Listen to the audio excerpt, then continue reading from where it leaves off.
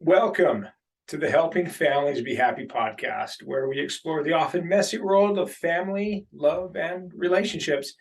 I'm your host for this podcast, Christopher Robbins, the co founder of Familius Publishing, husband, father of nine, author, fly fisherman, backpacker, and aspirational musician based in the Central Valley of California.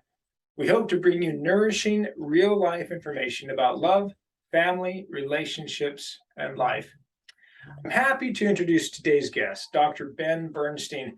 Dr. Ben Bernstein, known more as Dr. B, is a veteran psychologist, educator, and keynote speaker specializing in top performance.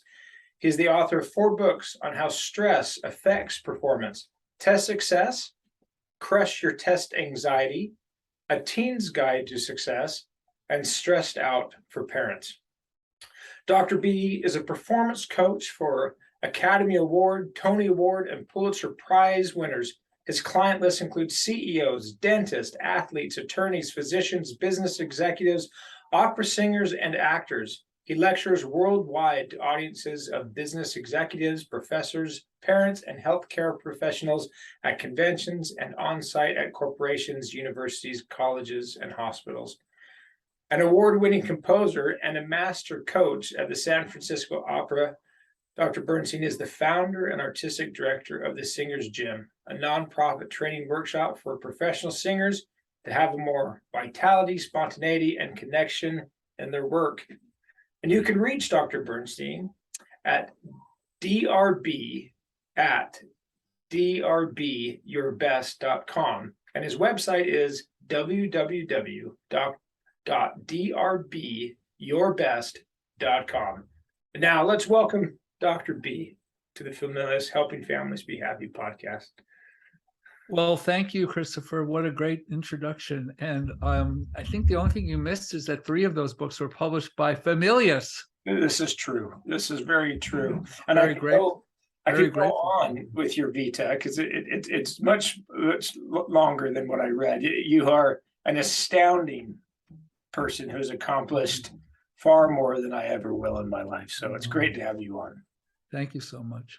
So today, October, which is coming, is Mental Health Awareness Month. And you are a psychologist that has worked with mental health, anxiety, performance level issues for, I think, over 50 years. Can you just help us in a few minutes understand what can we do as an audience to have better mental health? Yeah, thank you. It's such a great question, such a rich question. And when you asked me to do this, I did think about how to say what my views on this are in a succinct way. So let me just launch in here. Mental health is one part of our overall health. So I like to use, as you know, Christopher, this model of the 3-legged stool, right? Body, mind, and spirit. And when we talk about mental health, we seem to be focusing only on the mind, but we really are also a body and a spirit. And when all 3 legs are equally strong, our mental health is equally strong. So our mental health also in part depends upon our physical health and our spiritual health. However you construe spirit, I view it as our driving force, our motivating force.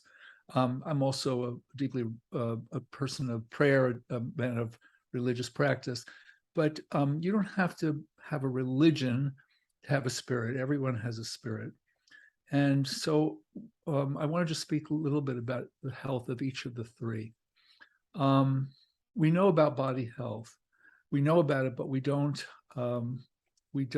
necessarily take care of ourselves as well as we could. So I'm going to give a couple of suggestions here about, not about your diet and sleep habits and all of those things, but about how you can really help your mind through your body. The most important way is to really get connected through your body to the world. So what do I mean by that? Very often I've seen in my practice people really often holding their breath like this. When you hold your breath, the message that your brain is getting is that you're dying. That's not very healthy for mental health. So you want to regularize your breath, and just do this with me now if you're watching. Just breathe deeply down to your belly, not up to your chest. That's a fight or flight breath, to your belly. Good. So that's the first kind of connection, is through the breath. If you're feeling anxious or you get worried or you just, you're feeling tense, almost 100% of the time, it actually means that you stopped your breathing or you've constricted your breathing. So you want to open your breath. There's a reason that all the sages and saints for thousands of years have been talking about the breath, because it's our real vital connection for vitality. Also, if you think about it, the word breath is connected with inspiration, inspire the spirit also. Okay, so just breathe. Now also add to this grounding. So ground yourself right now. Grounding means just feeling the chair support you, feeling the floor support you. We really get out of touch. We have a phrase, he's not grounded or she's not grounded. And we mean really literally that you're not really right where you are. So grounding. And the third way of getting connected through our bodies in terms of helping us calm down, it's the calm state that will actually improve mental health. The third way is through the senses. So opening up your senses to the larger picture, the bigger picture. I could go on in this in detail, but for another time. But when you're eating, to actually savor the food. When you're walking out in nature, to really smell the smells, to open, to see all the colors. So that's in the body. I want to talk about connection in the spirit. So before I go on, the subtext here is that mental health depends upon connection. Now, I have a somewhat radical view about a definition of mental health, which is that disturbances, mental disturbance, let me call it that way, is always, unless it's a genetic disturbance or a brain, some kind of brain malform, it's always a disturbance in love of some kind. We're meant as human beings to give to each other, to love, to give. When we pull away from that, we're often in a state of fear. People might say it's anger. Love, opposite of love is anger. It's not, it's fear that we pull away. And when we pull away, we're actually cutting ourselves off from the connection that we actually all have and we all need from each other. So the spirit, connection in the spirit, has two parts to it. One is how you connect with other people. So a very healthy thing to do for your mental health is to actually, on a daily basis, appreciate people. To say to somebody in your life, I appreciate you. What does appreciate mean? It means expressing gratitude and seeing value. So seeing value in someone in your life and then expressing gratitude to them. I make this a daily practice. The way I do it is, we don't have a car, so I'm on my bike all the time. I have to take the bus and go here and there. And there's always somebody along the way every day who helps me a little bit. Usually it's a person who's driving the bus or some kind of public service worker. And I always get their name and I get their supervisor's email. And once a day, I make it a practice to make contact with that person's supervisor to appreciate them. Appreciation, we know from lots of research, has a lot to do with mental health. So that's one thing I would recommend. On a personal level, when you have your goals, when you have goals that are important to you and you pursue your goals, when you're focused, that's also a really important connection. Sometimes if you're feeling kind of aimless or you don't really have a goal or somebody else's goal, it's going to really throw you into some kind of disturbance. So I say to people, really look at your goals. What are your goals? And are you taking action to get you to your goals? So just to come back to sum up here before we go on, it's all about connection, positive connection. The more connected you are, your body, the more connected you are to others, to nature, the more you appreciate people, the more connection, the more mental health you will have.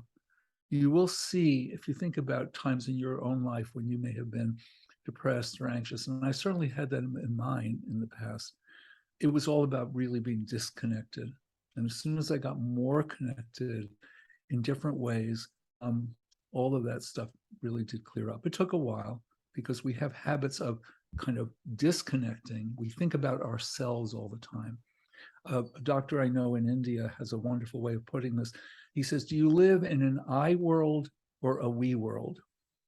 Do you live in an I world or a we world? So if you think about it, most people, unfortunately, live in an I world. It's just me, me, me, me, me. I heard a philosopher on the radio say once, we're built to be givers, not takers. So that's a we world. If we all really participated in the world as a we world, we gave to one another, what an amazing place this would be. So connection, love, giving, mental health. Okay. So for my own help, because I might have missed it, we talked about the body, Yeah, about the spirit. right. Say again to the mind. Yeah, the mind. So you're right. You didn't miss anything. You've been tuned in. I didn't focus on the mind because we focus so much on mindset. The connection in the mind has to do, positive connection has to do with what you tell yourself about yourself. So if you are saying, so you're either giving yourself positive messages, I can do this, I can handle it, I know what to do, I'm able, or you're giving yourself negative messages. No, I can't do it, I'm a loser, no way, I'm going to fail. Think of it as two sets of bleachers, right? You got, come on, dude, you can do it, you got what it takes. And on the other side, go, oh, you're going to lose, you're gonna... Okay. Because of culture, mostly, we're actually pretty much glued to that negative side. If you think of all advertising on TV or on the web, most of it is really geared toward negativity. You don't have the right car, you don't use the right shampoo, your dog needs a different dog food. I mean, it's like all negative. So we don't get really trained into the positive side of ourselves, which is there for everybody. So connection in the mind has to do with looking at your negative statements and questioning them, because you really wouldn't even be here today if it was purely negative. There has to be a positive side. There always is a positive side. We were not created. You didn't come out of the womb thinking I'm a loser. Okay. So that's a set of mental habits that are built up by our culture, by education, by family stuff, all kinds of things. Nothing bad or wrong about it. It's just not productive. It's not helpful. So yeah, looking at your thoughts about yourself is really super important. The reason I didn't include it originally is because, as I said, I think too much time is spent on mindset, as if it's floating somewhere. It's not. It's totally connected to your spirit and to your body. Okay, this has been helpful. Let me see if I can repeat and summarize what you've taught us today, and you correct me when I go wrong. Well, one of my specialties is test anxiety. So go ahead. Here we go. Well, first, because you are testing me, I'm going to take a big cleansing breath from my stomach. There you go. Yeah. Feel myself. Well, you kind of did it. But your shoulders went all the way up. No, you don't need to do that. Just drop down. Let the floor support you. Good, great. Everybody does this. Let the floor support you. Let yourself really feel supported. Okay. And I feel the ground. I feel supported. I feel anchored. Yeah. Okay. It's about connection. Yeah. And we can get disconnected. And you use the three-legged stool as a metaphor for this. Yeah. Each leg of the stool, which creates a strong foundation, stands for our body, our mind, and our spirit. Yeah. And we're focusing a little bit too much on the mindset. So you wanted to stress the body and the spirit. I want to emphasize. I want to emphasize. And what I liked about when you talk about the body is this idea of, I would say perhaps it's being more mindful, slowing down, like in eating. We should enjoy, we have all these senses, and food is such a important part of our life. We live to eat, we work to eat, we have to. And when we can savor that, that's an example of being in the moment. Yeah. Then you talked about the spirit, and you focus on love. And so that when we really, it's fear, we can pull away, and the more we can give of ourselves and open ourselves to love, be givers, not takers. That does two things.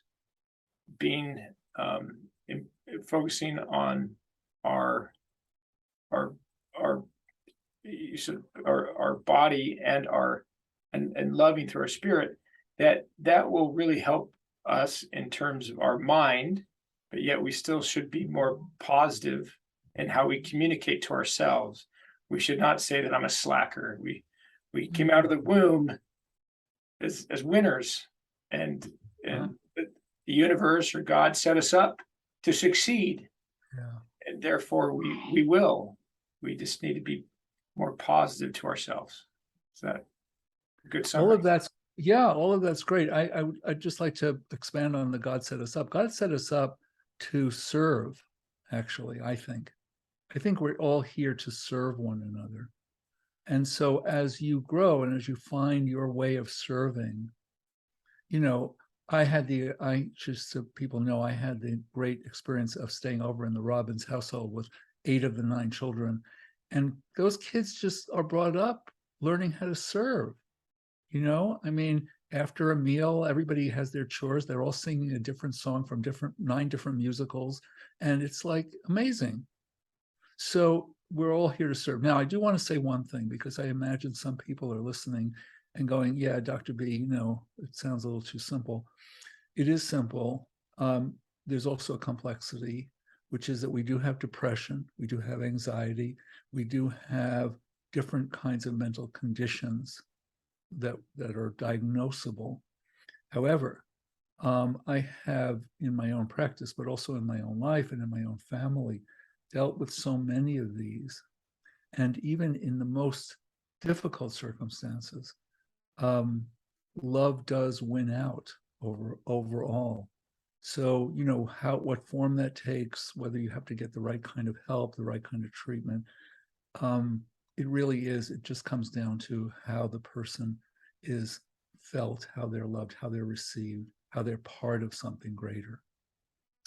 That is an important and wonderful reminder of we can do individually to help the world be a little bit better. Yeah. Well, thank you for taking a few minutes today to help us with for our own mental health and what we can do and focus on. It's always fun and enlightening to speak with you. As we conclude today's podcast, I'd like to thank Familius for their support in bringing this podcast to your ears and your heart. We'd be thrilled if you subscribe to the podcast and left us a review. And when you're ready for that next amazing book adventure, we'd be honored if you'd choose a book from Familius. One step at a time, we can make the world a happier place. I love it. Thank you so much for having me, Christopher. And thank you for publishing my books. And I look forward to our continued connection. You bet.